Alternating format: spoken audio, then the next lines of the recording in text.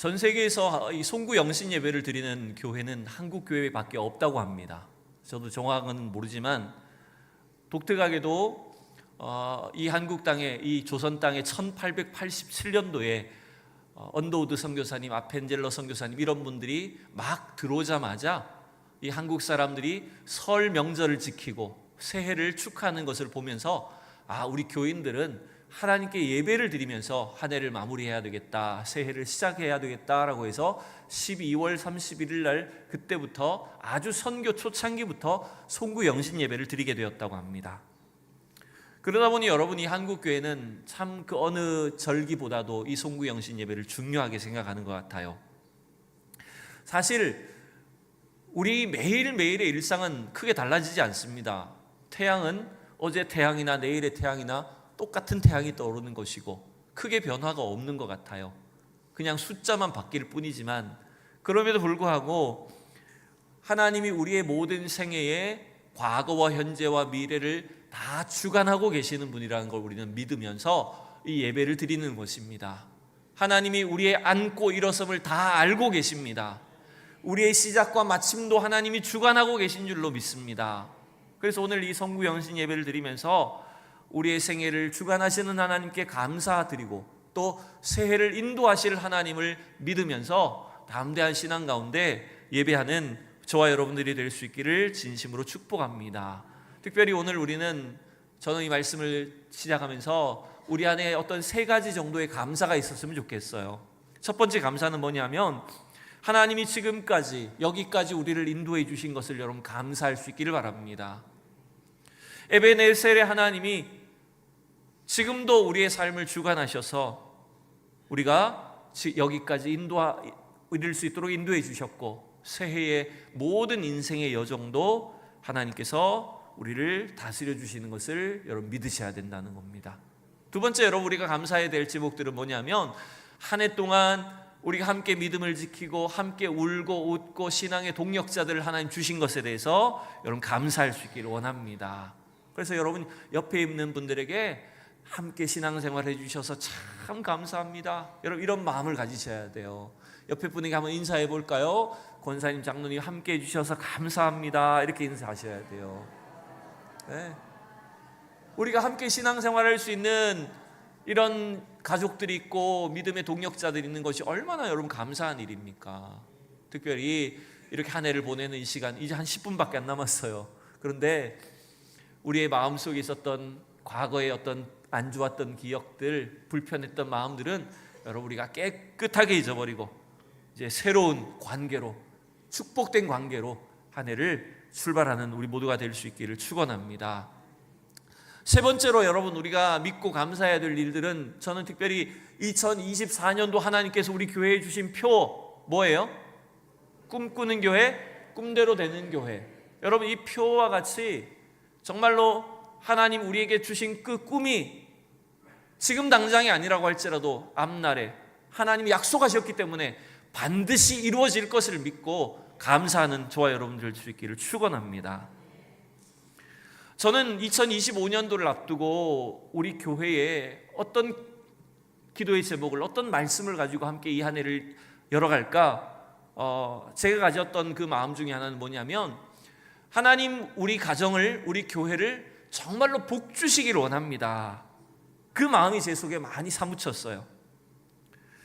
하나님이 창세기 12장에 보면 하나님이 아브라함을 택하여 부르실 때부터 그에게 뭘 약속하셨습니까? 너는 복이 될지라 라고 축복의 통로로 아브라함을 택하시고 그를 통해서 이루어가실 영광스러운 미래를 약속해 주셨던 걸 우리가 알고 있습니다. 여러분 그 복은 단순히 아브라함이 부자 되고 잘 먹고 잘 사는 복을 말하는 게 아닙니다.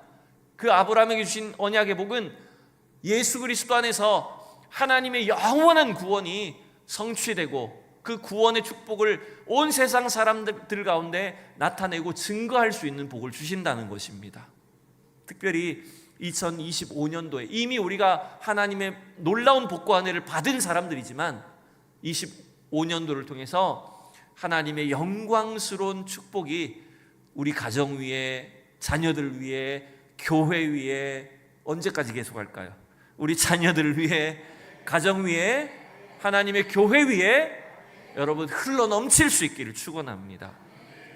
그래서 오늘 이 시간 우리 송구 영신 예배를 통해서 하나님의 그 임재를 간절하게 사모하고 또 그 임재를 경험함으로 말미암아 정말 복된 한 해를 열어가는, 축복된 한 해를 시작하는 우리 모든 성도들이 될 수 있기를 원합니다. 저는 오늘 그래서 이 말씀을 송구 영신 예배 말씀의 제목을 하늘의 문을 여소서라고 이렇게 찬양의 제목처럼 정했습니다. 창세기 28장은 우리가 잘 아는 것처럼 야곱이 형 에서를 피해서 저 멀리 외삼촌 집으로 밧단 아람으로 도망치는 그런 이야기를 다루고 있습니다.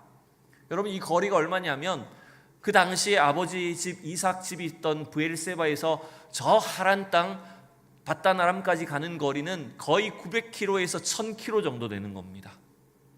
제가 얼마 전에 우리나라 어떤 청년이 서울역에서 저 부산 해운대까지 걸어서 10일 만에 걸어가는 영상을 본 적이 있어요. 서울역에서 출발해서 열흘 만에 해운대까지 열흘 만에 걸어가는 거예요.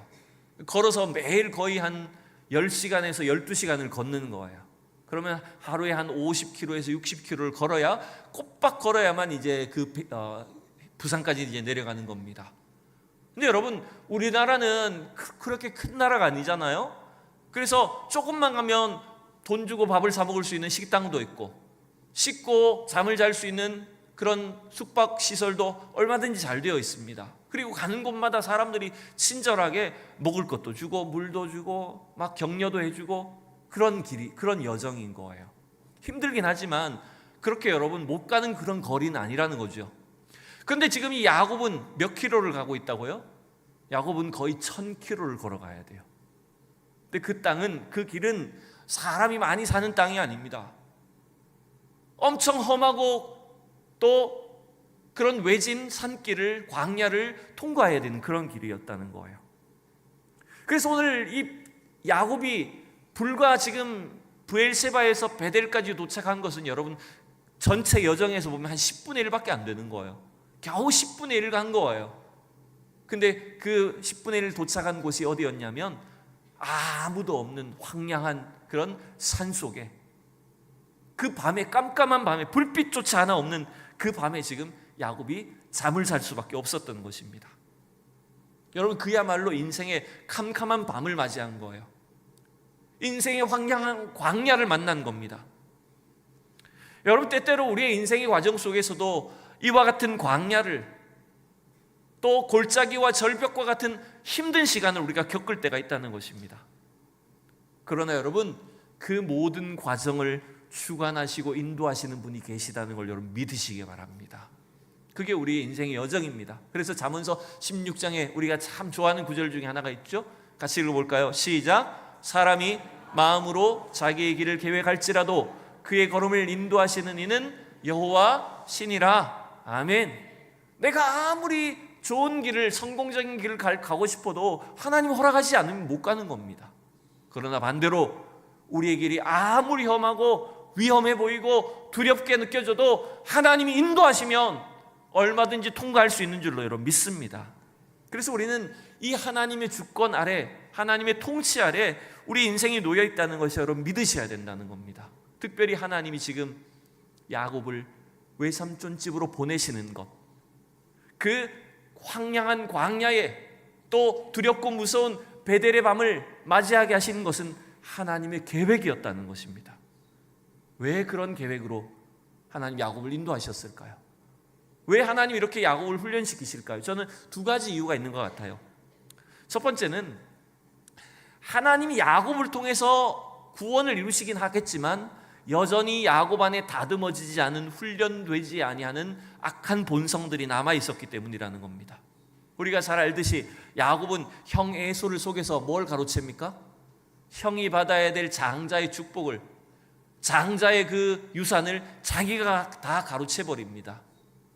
하나님은 이미 에서가 아닌 야곱을 통해서 구원을 이루시겠다라고 하시는데도 불구하고 그 야곱은 자기 힘으로 그걸 성취하려고, 자기 힘으로 그것을 뺏으려고 이런 욕심 부리는 사람이었다는 겁니다. 그래서 하나님은 그러한 야곱을 다듬고 훈련시키기 위해서 먼 타국 땅에 가서 온갖 고생을 하게 하는 겁니다. 외삼촌한테 사기도 당해보고,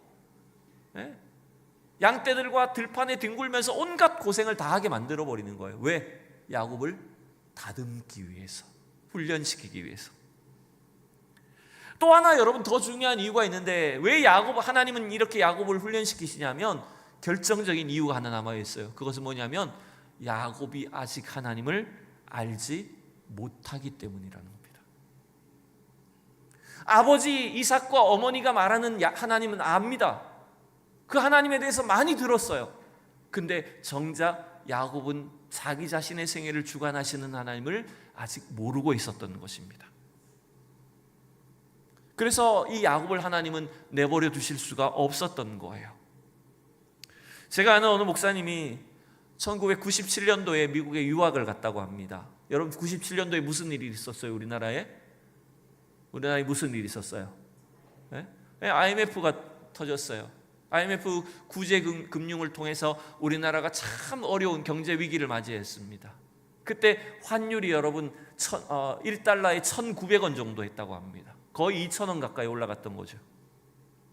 이때 이분이 돈 2천만 원을 들고 미국에 유학을 갔는데, 가서 집 하나, 조그만한 집, 월세집 하나 얻고 중고차 하나 사고 나니까 돈이 절반이 사라지더래요.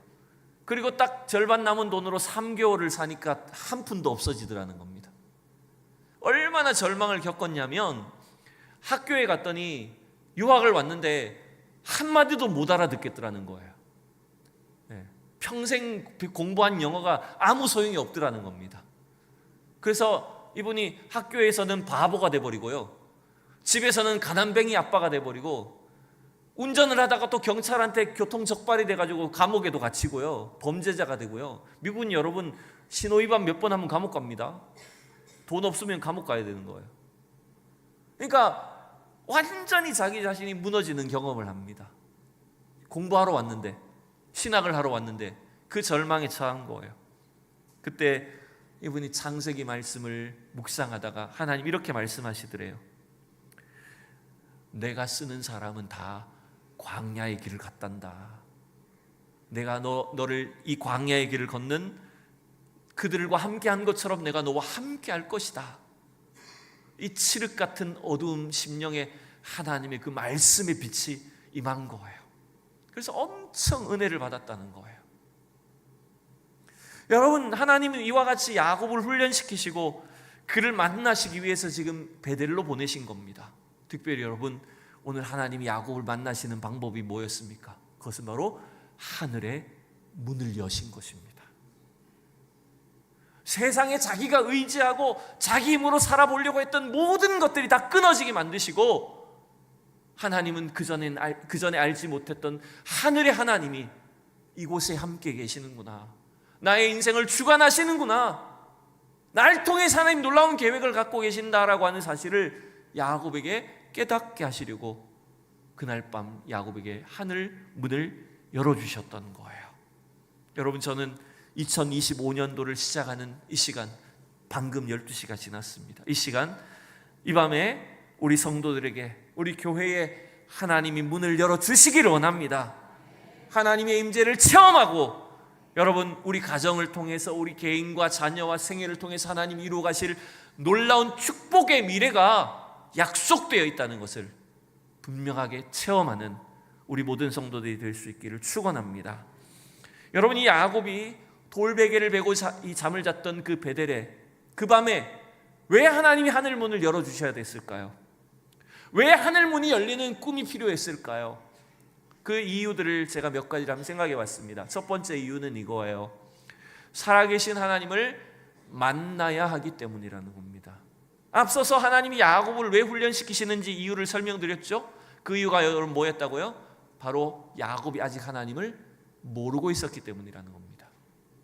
그래서 하나님은 이 베델에 이 밤에 하늘문을 여셔서 야곱에게 너의 하나님이, 야곱의 하나님이 누구신지를 분명하게 체험하게 해주셨던 거예요. 여러분, 16절의 말씀을 보면 야곱이 이렇게 놀라워합니다. 16절, 야곱이 잠이 깨어 이르되 여호와께서 과연 여기 계시거늘 내가 알지 못하였도다. 여러분, 야곱이 하나님의 이름을 한 번도 못 들어봤나요? 야곱이 하나님 누군지를 전혀 모르고 있는 사람입니까? 왜 여기서 알지 못했다고 말합니까? 그것은 야곱이 이전에는 하나님을 직접 체험한 적이 없다는 걸 말합니다. 여러분, 특별히 우리 2025년도를 시작하는 우리 모든 성도들과 우리 자녀들 가운데, 우리 성도들 한 사람 한 사람 가운데 여호와 하나님이 나의 하나님 되시는 놀라운 체험이 있기를 축원합니다. 엄마 아빠가 말하는 하나님, 부모님이 말하는 하나님이 중요한 게 아닙니다. 그 하나님이 오늘 나의 하나님이 되셔서 나의 세계를 이렇게 인도하고 계시고, 나에게 직접 말씀해 주시고, 날 통해서 하나님 놀라운 일들을 이루어가고 계신다라고 하는 것들을 경험하는, 하나님을 체험하는 그 신앙이 될 수 있기를 진심으로 축원합니다. 여러분, 하나님을 만나야 사람이 변화됩니다. 하나님을 만나야 우리의 영혼이 변화됩니다. 하나님을 만나면 그 심령이 회복될 줄로 믿습니다. 여러분, 오늘 2025년을 시작하는 이 시간, 또 이 한 해 동안 우리 삶에, 우리 심령에 하나님이 하늘 문을 열어주셔서 하나님을 분명히 체험하는 그 확신이 넘칠 수 있기를 축원합니다. 두 번째, 여러분, 왜 이 야곱에게 하나님이 하늘 문을 열어주셔야 됐을까요? 그 두 번째 이유는 이겁니다. 하나님의 복이, 하나님이 주시는 복이 최고의 은혜라는 것을 알도록 위험했다는 겁니다. 지금까지 야곱이 생각하는 복은 뭐였습니까? 야곱이 가지려고 했던 복은 어떤 것입니까? 그건 세상의 복이었습니다.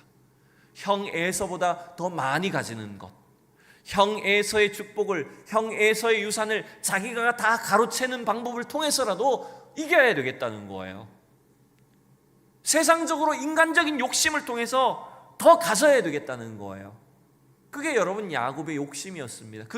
야곱은 그것이 최고의 복이라고 생각하는 사람이었습니다.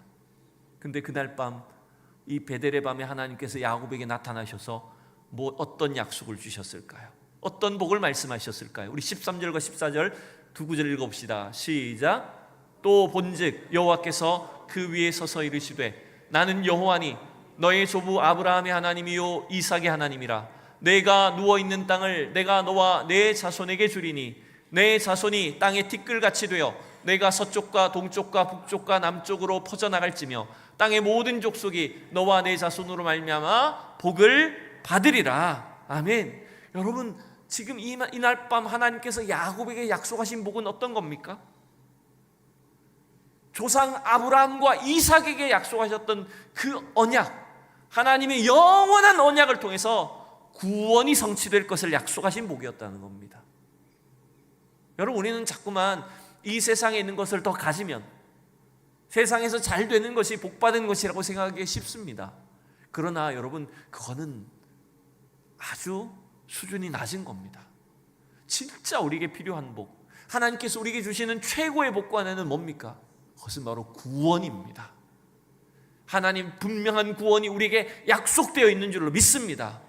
예수 그리스도 안에서 이 구원의 복을 확신하고 누리는 성도들이 되셔야 된다는 겁니다. 그리고 여러분 15절에 보면 하나님께서 또한 야곱에게 이러한 복을 약속합니다. 내가 너와 함께 있어 내가 어디로 가든지 너를 지키고 너를 이끌어 이 땅으로 돌아오게 할지라. 내가 내게 허락한 것을 다 이루기까지 너를 떠나지 아니하리라 하신지라. 여러분, 야곱에게 약속하신 최고의 복이 뭡니까? 그것은 바로 하나님이 너와 함께 하신다는 겁니다. 여러분, 2025년 한 해를 출발했는데 우리의 생애에 최고의 복과 은혜를 하나님이 우리와 함께 하시는 그 놀라운 은혜와 복을 누리는 우리 모든 성도들이 될 수 있기를 축원합니다. 여러분, 하나님은 영원히 우리를 떠나지 아니하십니다. 임마누엘의 하나님이 우리와 날마다 함께 하십니다. 우리를 천국으로 인도해 주시고 그 놀라운 은혜 가운데 이 땅을 살아가게 하시는 줄로 믿습니다. 여러분, 세 번째, 오늘 야곱에게 하늘문을 열어주셨던 세 번째 이유는 이겁니다. 그것은 바로 인생의 새로운 전환점으로, 새로운 출발점이 되게 하시기 위해서라는 겁니다. 여러분, 하늘문이 열리고 사닥다리가 거기에 내려져 있고 천사들이 오르락 내리락 합니다. 그 위에서 하나님이 서서 야곱에게 약속해 주셨습니다. 꿈이지만 야곱은 놀라운 광경을, 놀라운 체험을 하게 된 겁니다. 이제 야곱은 어떻게 변화가 되었을까요? 17절 말씀 볼까요? 야곱이 어떻게 변화되는지. 시작. 이에 두려워하여 이르되 두렵도다. 이곳이요 이것은 다름 아닌 하나님의 집이요 이는 하늘의 문이로다 하고. 여러분, 야곱은 이전에 누구를 두려워하는 사람입니까? 누가 두려워서 지금 도망쳤습니까? 누가 두려웠습니까? 에서가 두려웠습니다. 자기를 죽이려고 하는 사람, 이 세상에 있는 에서가 두려운 존재였습니다. 그런데 이제는 야곱은 누가 두렵게 됩니까? 그전엔 알지 못했지만 이곳에 계시는 하나님이, 내 인생을 주관하시는 하나님이 정말로 두려운 분이구나. 그 하나님을 경외하는 인생이 시작되게 된 겁니다. 하나님은 이 베델의 밤을 통해서 야곱의 인생을 전환시켜 주십니다. 새로운 출발이 되게 하시는 것입니다. 또 좀 더 생각을 해볼까요? 여러분, 이 베델의 밤에 돌베개를 베고 자던 그 야곱의 심령은 어떤 마음이었습니까? 앞날에 대한 근심, 걱정, 염려가 가득 차 있었습니다. 당장 이 숲속에서 뭐가 튀어나올지도 모르고 자기의 가는 그 여정이 어떻게 될지 알지 못하는 두려움으로 가득 찬 사람이었습니다. 그러나 그날 밤 그 하나님을 체험하고 난 뒤에 야곱의 인생은, 그의 심령은 이제는 하나님이 주시는 참된 평안으로 넘쳐났던 거예요. 왜? 하나님이 나와 함께 하시기 때문에. 여러분, 이 야곱이 돌베개를 베고 잤던 이 장소가 이제 뭐가 돼버립니까? 그 원래 이름은 루스였는데 이제는 야곱이 그곳에 돌기둥을 세우고 뭐라고 이름을 합니까? 이곳은 하나님의 집이구나. 베델이 된 거예요, 여러분.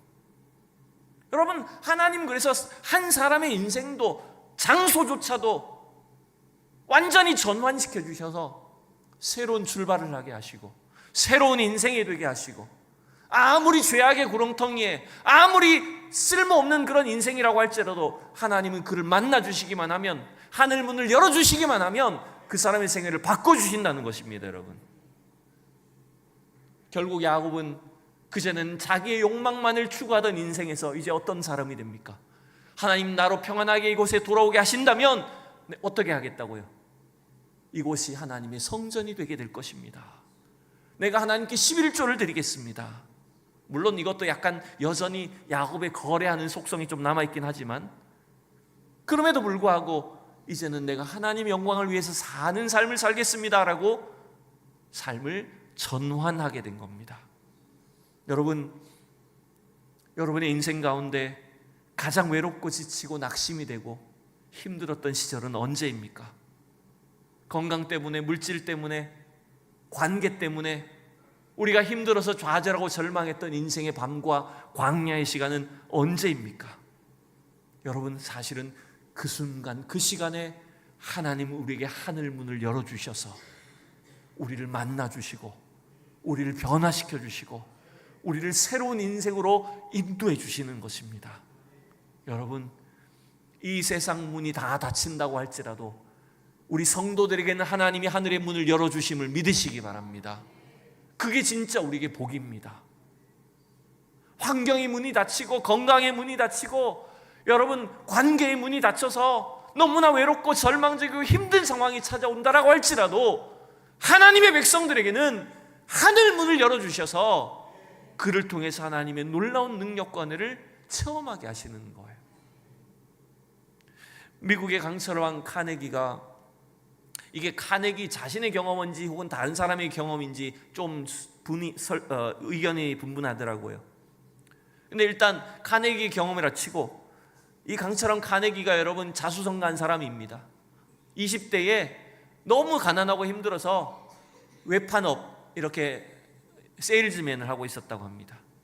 어느 날 한 노인의 집에 물건을 팔러 들어갔는데 그 노인의 집에 걸려있는 이 그림을 본 거예요. 이 그림이 뭐냐면 아무것도 없는 갯벌에 배 한 척이 쓰러져 있는 겁니다. 너무나 쓸쓸한 그림이죠. 네. 여러분, 배는 어디 있어야 돼요? 배는 물 위에, 바다 위에 떠 있어야지 그게 제대로 된 사례입니다. 근데 이렇게 배가 쓰러져 있는 건 쓸모없는 배처럼 보입니다. 근데 이 카네기가 이 그림을 보고 참 감명을 받았다고 해요. 왜냐하면 그 그림에 이렇게 쓰여져 있었거든요. 반드시 밀물 때가 온다. 밀물이 오면 어떻게 된다는 겁니까? 이 아무짝에도 쓸모없고 어디도 갈 수 없는 이 배는 밀물만 오면 다시 작동을 하고 물 위를 자유롭게 떠서 움직일 수 있다는 겁니다. 그래서 카네기는 이 노인한테 나중에 내가 돈을 달라는 대로 줄 테니까 이 그림을 나에게 주십시오, 이렇게 요청을 했다고 합니다. 그게 그의 인생에 정말 중요한 어떤 가르침이 됐다는 거죠. 여러분, 오늘 야곱의 생에 형 에서를 피해서 도망치던 두려움과 절망과 공포에 사로잡혀있던 그 야곱에게 모든 문들이 닫힌 것처럼 보이지만 하늘의 문을 열어주셔서 그의 생애를 새롭게 하시고 그를 통해 하나님 놀라운 구원과 은혜를 베풀어 주셨듯이 오늘도 이 시대 속에 우리 성도들 위해, 우리 믿음의 자녀들과 가정 위에, 교회 위에 하나님이 하늘의 문을 열어주시기를 원합니다. 그 영적인 축복과 은혜를 우리가 누리기를 원합니다. 그때 하나님이 우리를 통해서 이루어 가실 참 놀랍고 영광스러운 일들을 다 함께 경험하게 될 것입니다. 여러분, 그래서 이 한 해 동안 참 우리 성도들에게, 우리 각 가정마다 하나님 영적인 문을 열어주시길 원합니다. 하늘의 빛을 비춰주시길 원합니다.